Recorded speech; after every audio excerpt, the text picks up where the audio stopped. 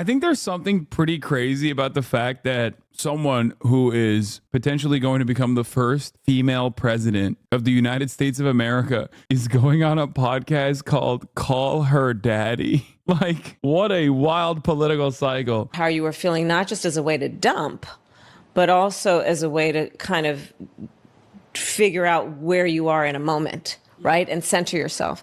I mean, to your point, when I got older, like when I was in, I don't know, late teens, Absolutely wild and unexpected disclaimer in the morning shots today. Call her daddy. Amid yet another round of growing Democratic nervousness that her campaign is playing things too safe, Kamala Harris is stepping out this week for a significant round of interviews. Over the weekend, she taped a CBS interview that'll be aired tonight on 60 Minutes. You can catch a preview of the clip of interview here. She'll be on Late Show and The View. She'll also do an interview with Howard Stern. Meanwhile, Tim Walz, who appeared on Fox News yesterday, will make an appearance on Jimmy Kimmel tonight. The first stop on Harris's Media Blitz tour came yesterday when she did a women-focused interview with Alex Cooper, host of the uber-popular Call Her Daddy podcast. Editor note and disclaimer, Bill Kristol is a founding member of the Daddy Gang? Bill Kristol? Robert Skvarla says, imagine you're a CIA officer in 1951. Your job involves creating a new magazine called Encounter.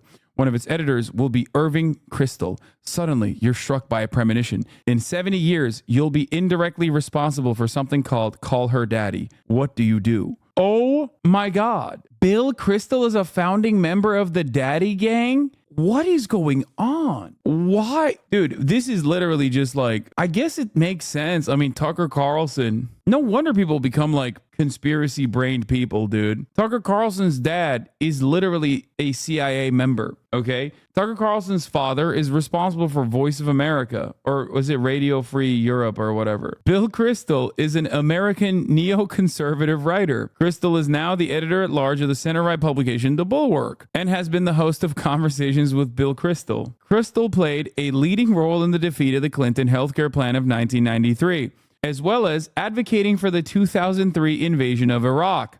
He has been associated with a number of conservative think tanks. He was a chairman of the New Citizenship Project. In 1997, he co-founded the Project for the New American Century, PNAC, with Robert Kagan. So he's a member of the Board of Trustees for the Manhattan Institute Policy Research, which is an American conservative think tank, which houses the likes of, if I'm not mistaken, Christopher Rufo, right? Christopher Rufo is the Manhattan Institute guy, right? You remember Christopher Rufo? The guy who was like leading the charge on the CRT and also woke, DEI, that sort of stuff. Yeah. So Bill Kristol is one of the board of the trustees for the Free Market Manhattan Institute Policy Research. He's also a director of the Foreign Policy Initiative. He is one of the 3 board members of Keep America Safe. One day, 20 years from now, the Bulwark's White House correspondent is saying it was a joke. Oh, he is? Oh, it is a joke? Why would you say that? Hi, Alec. This was, we thought, obviously a joke. Bro, you can't say that that's a joke. You put in a editor's note. Why would you joke about that's insane. That's not a joke, man. A great joke too? No, that's not a great joke. No, this isn't a why did it lie moment, you idiot. This is exactly how it's supposed to be done in normal news coverage. What are you stupid? This is not The Onion. This is a goddamn news publication. Are you guys stupid? It's like the New York Times in a article headline being like, Iran launched his nukes, and then turning around and being like, why does it lie? If the New York Times reports Iran launched its nukes, then you're going to assume Iran launched its nukes. There's a difference. This is supposed to be, that's an unverified screenshot, not an article. It's a screenshot from the article. Why would you, dude, I'm sorry. You guys are insane if you consider a news organization writing a editor's note when normally they put in the editor's note as a conflict of interest oftentimes, you know what I mean, in the exact same format. There is a major difference between clickbait headlines and something being added onto the article. Oh my God. Anyway, regardless, one day I do think this about the Never Trump Republicans, okay? I do think personally that one day, 20 years down the line, we are going to be reading news articles, if America still exists, about how the Republican neocons of the Bush administration expertly took advantage of the chaos that was happening in the aftermath of the first Trump presidency to completely overtake the Democratic Party and reshape it in their own vision, okay? Mark my words. We're going to be doing how do we get here type news articles about how the Republican Party expertly infiltrated the Democratic Party and reshaped it in its own vision. Because we're there right now. I'm just saying it'll take 20 years for the news media to turn around and write these like how do we get here articles. Is it expertly infiltrated if Biden and Kamala openly invited them in? To a certain degree, they took advantage of the lack of interest and the lack of interest from the Democratic Party's like top officials in maybe reading the room a little bit better and only reading the rooms full of donors. That's what the major problem here is. You will see. It's already happening currently. Anyway. 20s. If I came home with a problem, I'm telling you, every time if I came home with a problem, the first thing my mother would do is she would look at me like other mothers, I believe, were hugging their kids and like, oh, honey, what can I do? And my mother, the first thing, what did you do? But here's the thing that I realized.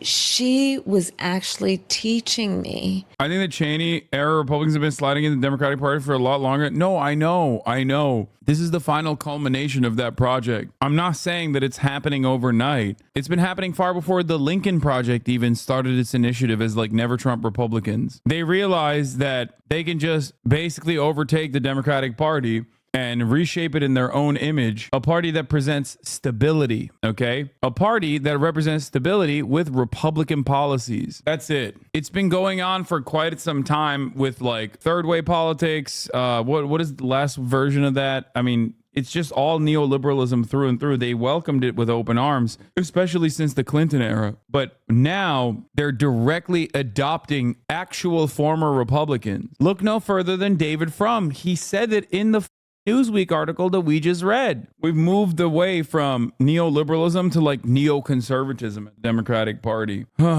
Anyway, you should be focusing on the top of the hour ad break instead of all this stuff, though, because it's coming for you at the top of the hour. All you need to do is subscribe. At a rally in Pennsylvania, former president. So they put like a 7-minute video, and from what I heard, like a lot of the comments were very upset. It turns out that, the current ratio 6 hours ago was 12K likes versus 49K dislikes. Apparently, her audience hates it. Her audience absolutely hates it. Yeah, I mean, it probably got brigaded. YouTube comments are notoriously conservative. Yeah, but I could totally see Call Her Daddy podcast like audience being somewhat right wing. It is a former Barstool publication after all, and her audience is predominantly white women. And white women, well, let's just say they're still holding on to that good old Republican Party, okay? They're still desperately clinging on to whatever crumb of power they feel they will have over minorities by remembering that they're white. And I guess simultaneously forgetting that they are women. You knew about this podcast before Kamala went on? Call Her Daddy? Yeah, it's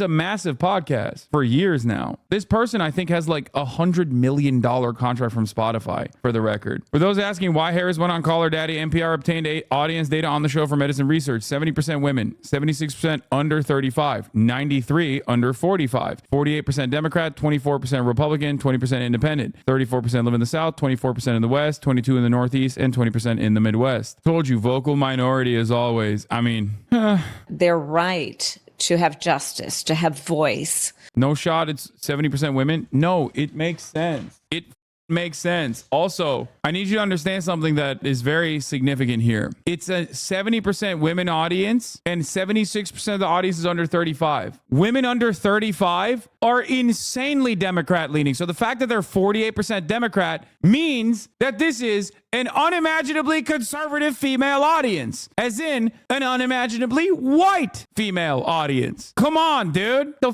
are you talking about? That's why she went on there. Like, this data doesn't ring any alarm bells for you, dude, at all? Look at the percentage of Democrat Party voters in the under 35% demographic for women. I'm right. Her audience is very conservative, much more conservative than the average under 35 female demographic. Including bans that make no exception for rape or incest, which we just discussed, which means that you're telling a survivor of a crime, of a violation to their body, they don't have a right to make a decision about what happens to their body next, which is immoral.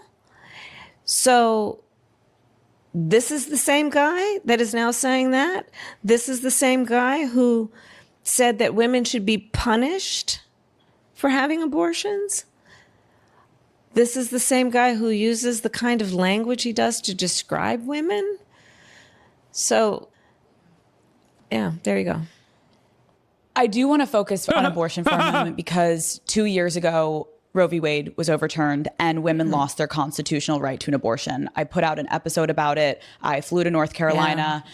I went to a preferred women's health center. I met with women that were getting screamed at and chanted at and called baby killers. And it was... You says women under 30 demographic are 65% Democrat, 30% Republican. So yeah, this audience is very conservative for the demo. Thank you. That's what I was saying. The most eye-opening experience I've ever had because I am a privileged white woman that lives in Los Angeles and I am so... I just love that conservative women just don't care about bodily autonomy. What a great country we have. Aware of that. I understand that a lot of the younger generation sees things online and is like, what is right? What is wrong? What is real? What is not? Can you explain and talk about what is actually happening to abortion access right now in this country? Yeah. So again, I thank you for what you've been doing and at the earliest stage of this and following the stories. So, you know, on public policy, I often tell my team, look, I don't want to hear about public policy is a fancy kind of speech or paper. Tell me how it'll affect a real person. So let's talk about how it affects a real person. The majority of women who receive abortion care are mothers. So if she's in a state, and by the way, every state in the South, except for Virginia, has an abortion ban, okay? So imagine she's in a state with an abortion ban. 1 out of 3 women are, by the way, in our country. And she's a mom. So she's going to have to figure out, one, God help her if she has affordable childcare. God help her if she has paid leave. And then she's going to have to go to the airport, stand in a TSA line. Please tell me this white woman redeems herself by asking about Palestine, please. I doubt it. I don't think that this is, no. Sit on a plane next to a perfect stranger to go to a city where she's never been to receive the care she needs. She's going to probably have to get right back on that plane because she's got those kids. Her best friend's probably not with her because that's who's taking care of the kids. To get back in that TSA line, to get back on a plane, to go home. This is not a CIA affiliated podcast, man. Shut up. No, it's not. That person was just joking on the bulwark, which is crazy. Holy, now I'm spreading misinformation. Jesus Christ. No matter how much I corrected it, I'm joking. Oh, okay. Well, thank God you're joking. But others, please understand, this is not, Bill Kristol is not involved in call her daddy. Because they somehow have decided that they're in a better position to tell you what's in your best interest than you are to know what's in your own best interest. It's outrageous. It's outrageous. I mean, daddy gang, to put it in our TikTok terms, I have seen girls on the street walk up to men and be like, do you know where a tampon goes? Do you know how many tampons we use? Do you even know how, do you know what a X or Y or Z is of a part of our, and they don't know the answer. I was the first vice president or president to ever in office go to a reproductive health care clinic, ever. Really? Yes. I didn't know that, but I guess that makes sense. That's crazy, by the way. That is actually nuts. God damn, the Democratic Party is so unimaginably conservative. What the dude? I remember a time when unironically people were just like, yeah, we can't be funding abortion clinics, dude, with federal funds. This country is so goddamn captive to the most insane right-wing sociopaths, dude. One of the best issues on the ballot and one of the best audience to discuss it with, to be honest. Yeah, I mean, this is not a bad podcast appearance, especially if they're talking about abortion, reproductive rights, how she will defend it, all that. It's not bad if you want to win the election, because the reality is every move in this direction counts for the election. This is the exact opposite of going to Wyoming and doing a country is over party with Liz Cheney and you celebrate Dick Cheney endorsing you there. This is the exact opposite of that. This is at least in the smart direction in terms of campaigning. To your point. And yet the men are making the decisions about our bodies. And here's the other thing about this point, it's about IVF treatments and access. It's about access to contraception, which is very much at risk with these folks.